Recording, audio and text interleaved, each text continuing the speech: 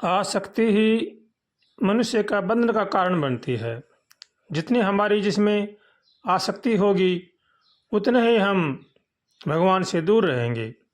अगर हम भगवान के साथ हमारी आसक्ति करें तो हमारा कल्याण होगा, और अगर हम संसार के साथ आसक्ति करेंगे तो हमारा पतन होगा।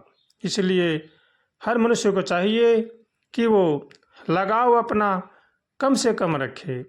जितना कम लगाव होगा उतना ही मनुष्य सुख शांति में रहेगा, और जितना लगाव अधिक होगा उतना ही मनुष्य अशांत और निराश रहेगा। इसलिए हर मनुष्य को चाहिए कि वो भगवान के साथ अपना संबंध बनाएं और संसार के साथ कम से कम संबंध रखें। भगवान का समझ करके उनकी सेवा करें, उनका आदर करें और भगवान के शरण में होकर के भगवान का भजन करें। इसी में ही मनुष्य मात्र का कल्याण है। आसक्ति ही मनुष्य को दुख और सुख में डालती है। अगर हमारी आसक्ति भगवान में है, हमारा लगाव भगवान में है, तो हम सुख शांति से रह सकते हैं। अगर हमारा लगाव संसार में है, किसी वस्तु या किसी व्यक्ति के साथ है, तो हम हरदम अशांत रहेंगे और दुखी रहेंगे। इसलिए जितना हो सके अपना लगाव, अपनी आसक्ति भगवान के साथ जोड़नी चाहिए। भगवान के साथ हमारा जितना गहरा संबंध होगा उतने ही हम शांति में रहेंगे, और संसार के साथ जितना हमारा गहरा संबंध होगा उतने ही हम निराश रहेंगे। इसलिए जो अपना कल्याण चाहता है उनको चाहिए कि वो सबका आदर करें, सबका भला सोचें और सबका भला करें, और संबंध अपना केवल भगवान के साथ करें। इसी में ही आनंद है। अगर हम किसी भी वस्तु या व्यक्ति के साथ हमारी आसक्ति करेंगे तो वो हमें आगे चलकर हमारा पतन करेगी।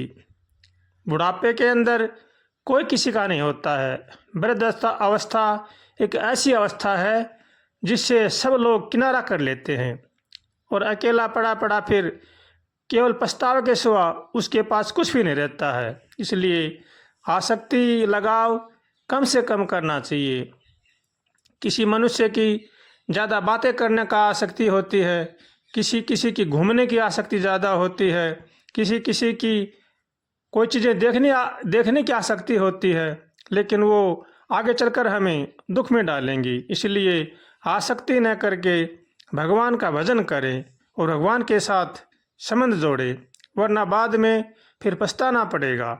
इसलिए हर मानव को चाहिए कि वो सबका भला सोचे, सबका भला करे और आसक्ति से बचे। जिस भी मनुष्य का मन किसी भी वस्तु में या किसी व्यक्ति में रम जाता है तो उसके आगे पीछे वही देखता है। इसलिए किसी में भी ज़्यादा आसक्ति नहीं करनी चाहिए।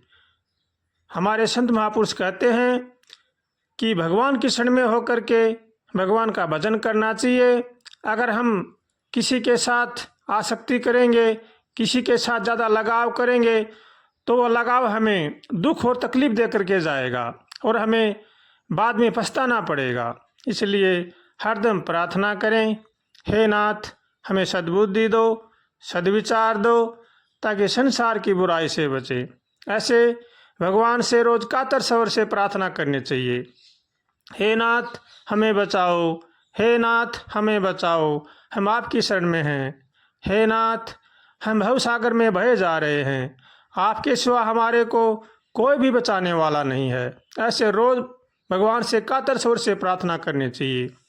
भगवान में जितना हमारा विश्वास होगा उतने ही हम सुख शांति में रहेंगे, और वैसे ही हमें जीवन में शांति मिलेगी। और जितना हमारा विश्वास कम होगा उतने ही हम अशांत रहेंगे। इसलिए भगवान के ऊपर पूर्ण विश्वास होना चाहिए, और भगवान से हरदम यही कहें, हे भगवान हमें सद्बुद्धि दो, सद्विचार दो।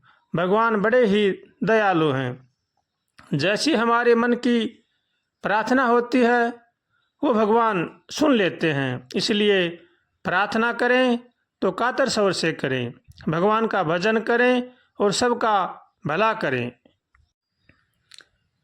आज के मानव का लगाव एक मोबाइल के साथ भी बड़ा गहन हो गया है। ये बड़े ही घाटे की बात है। मोबाइल है, यंत्र है, काम का यंत्र है, अच्छा है, लेकिन इसमें ज़्यादा नहीं फंसना चाहिए। ऐसे ऐसे भी लोग हैं जो मोबाइल के बिना रह ही नहीं सकते। ये बड़े ही घाटे की बात है। अच्छी चीज़ें देखने चाहिए, बात करने के लिए है, लेकिन इसमें फंस जाएं, इसमें आसक्ति हो जाए, ये बिल्कुल गलत है। इसलिए हर मानव को चाहिए कि किसी के साथ भी किसी प्रकार का लगाव, आसक्ति न करें, नहीं तो बाद में वृद्धावस्था में फिर पछताना पड़ेगा। आंखें से दिखने से बंद हो जाएगा, शरीर काम नहीं करेगा, फिर पड़े पड़े पछतावा के सिवा हमारे कुछ भी हाथ नहीं लगेगा। इसलिए हरदम भगवान से यही प्रार्थना करें कि हे नाथ, हमें सद्बुद्धि दो। हे नाथ, हम संसार सागर में बहे जा रहे हैं। हे नाथ, हमें बचाओ। हे नाथ, हमें बचाओ। और अपने कुटुंब परिवार का पालन पोषण नेक कमाई से करना चाहिए। अगर हम नेक कमाई से हमारे परिवार का पालन पोषण करते हैं तो हमारे परिवार में सुख शांति रहेगी। अगर हम चोरी करेंगे, किसी के साथ धोखा करेंगे, तो वो हमें सुख से नहीं रहने देगा। इसलिए चोरी का धन, धोखे का धन हमें रसातल में डालेगा।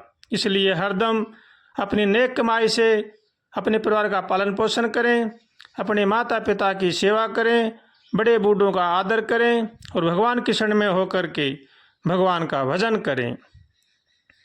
श्रीमन्नारायण नारायण नारायण हरि, श्रीमन्नारायण नारायण नारायण हरि, श्रीमन्नारायण नारायण नारायण हरि, श्रीमन्नारायण नारायण नारायण हरि, श्रीमन्नारायण नारायण नारायण हरि, श्रीमन्नारायण नारायण नारायण हरि।